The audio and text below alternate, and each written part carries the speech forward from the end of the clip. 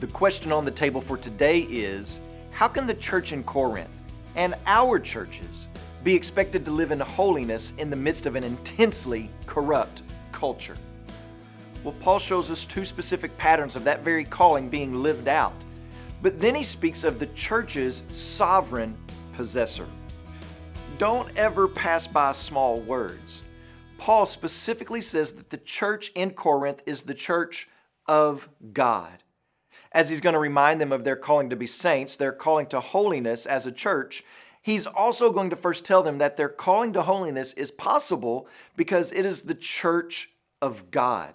God is the sovereign possessor of the church. And here's why we say sovereign possessor. Notice what comes next. It says, to the church of God in Corinth. God not only knew the geographical location of the church, but by default of his being God, he's the one that placed it there. It was no accident, no surprise to God what Corinth was like. In fact, because of what Corinth was like, was the very reason they needed a church that had been called to holiness. So local churches, do not ever forget to whom your church belongs. This is God's church that he has given as a bride to Jesus Christ. We belong to him.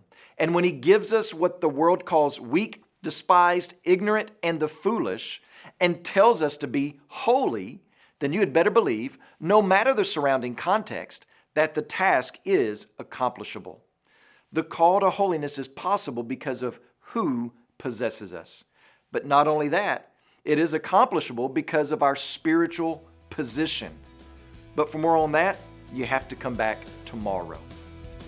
But today when you pray, would you please pray for Tommy Rose and his family, our missionaries in Mexico? And also remember the NYAMWEZI Lifeword broadcast that's heard in Tanzania.